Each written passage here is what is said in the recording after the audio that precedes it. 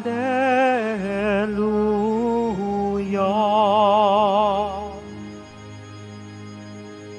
If you are insulted for the name of Christ, blessed are you. For the Spirit of God rests upon you. Hallelujah.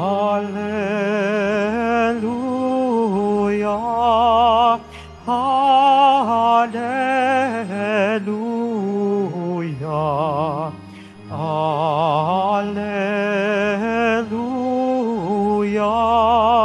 Hallelujah.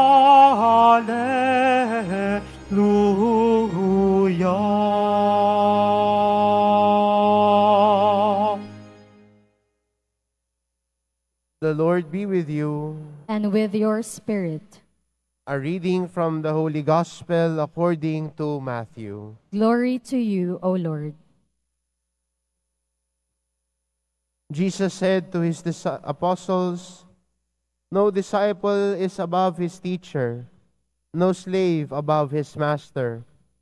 It is enough for the disciple that he become like his teacher, for the slave that he become like his master. If they have called the master to the house Beelzebul, how much more of those of his household? Therefore do not be afraid of them. Nothing is concealed that will not be revealed, nor secret that will not be known. What I say to you in darkness, speak in the light, and what you hear whispered, proclaim on the housetops. And do not be afraid of those who will kill the body but cannot kill the soul. Rather, be afraid of the one who can destroy both soul and body in Gehenna. Are not two sparrows sold for a small coin? Yet not one of them falls to the ground without your Father's knowledge. Even all the hairs of your head are counted. So do not be afraid. You are worth more than many sparrows. Everyone who acknowledges me before others, I will acknowledge before my heavenly Father. But whoever denies me before others, I will deny before my heavenly Father." The Gospel of the Lord. Praise to you, Lord Jesus Christ. Please be seated.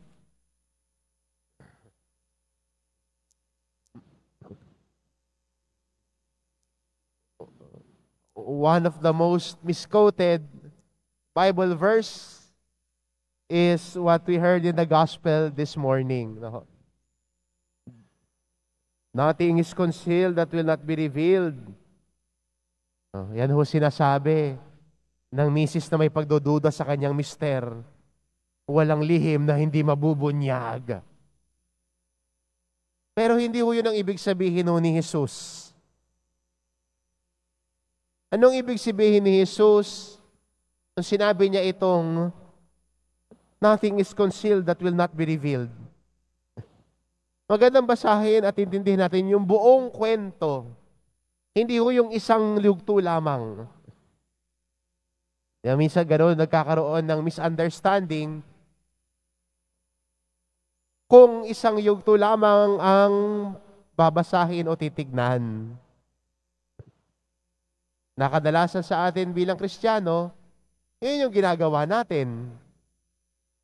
Isang yugto lamang ang binabasa natin, lalo na kung yung linyang yon medyo gusto natin, panig sa atin, agree sa atin. Pero ano bang ibig sabihin ni Jesus tungkol dito?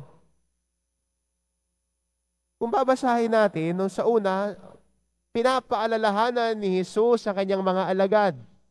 Kung ako tinawag na pinuno ng bahay ni Beelzebul, if I am called the master of the house of Beelzebul, how much more of you?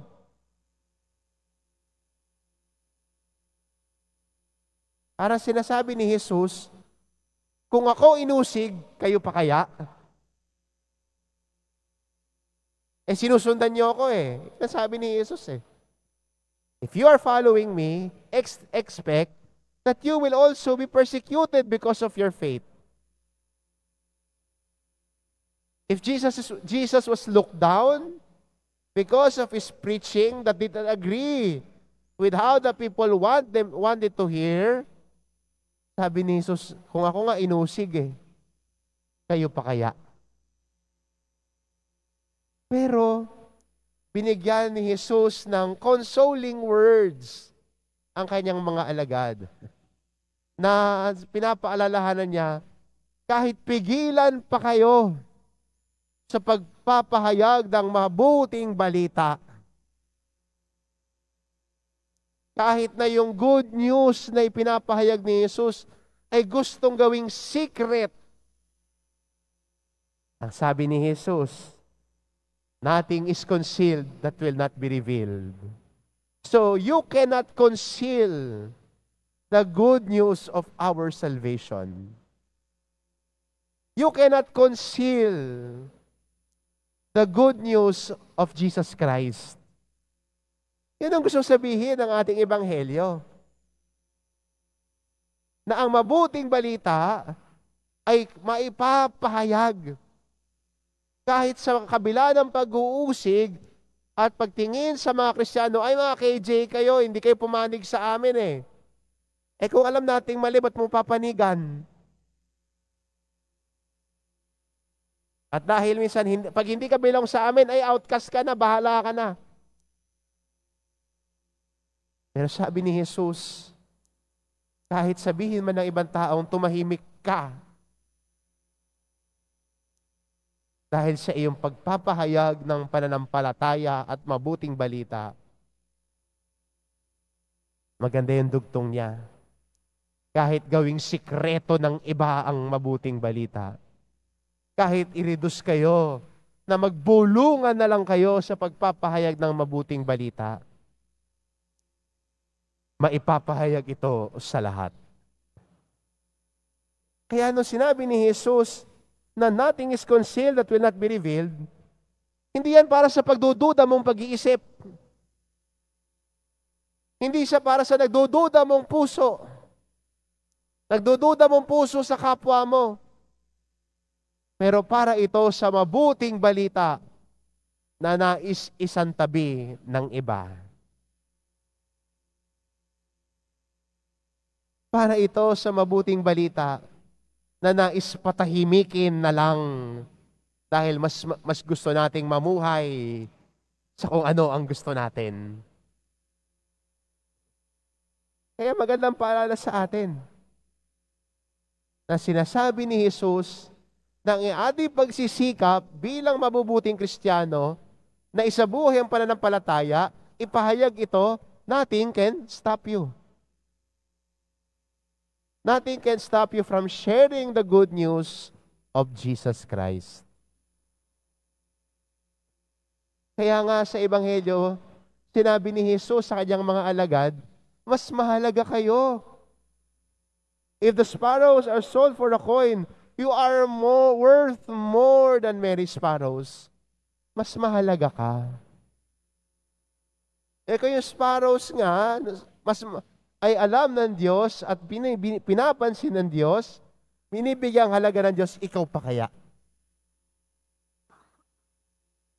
Kaya, ang pagpapahayag natin ng mabuting balita, ang ating pagsisikap na sumunod kay Jesus sa buhay, sa ating araw-araw na pamumuhay, sa ating paninindigan sa katotohanan at paninindigan natin sa salita ng Diyos, ang pangako ng Diyos, hindi ka nag-iisa kahit mahirap ang pagsasabuhay nito. Hindi ka nag-iisa sa lahat ng pagsisikap mo. Minsan may mga kaibigan ka na tatawanan yung pagsisikap mong magbago. Pagtatawanan ka pag nagsisimba ka na. Sabihin, ba't ka pa nagsisimba? Baka tumagos ka pa sa langit. Ba't ka pa magsisimba? Nako, babagong buhay ka na ba? Bakit? Baka masunog ka sa simbahan. Isa may maririnig kayong ganyan. Ay, pupunta ka ng simbahan, buti hindi ka nasaktan. Hindi ba mainit? As tingin sa'yo, yung pala, demonyo ka. Bibiruin ka ng ganon. Pero ikaw, gusto mo magbagong buhay, gusto mo tumalikod sa dati mong pamumuhay, at gusto mo nang kilalanin si Jesus bilang Panginoon ng buhay mo. Sa kabila ng pagpapatawa sa'yo at pagliliit sa'yo, huwag ka mag-alala. Sabi ni Jesus, kasama mo ako.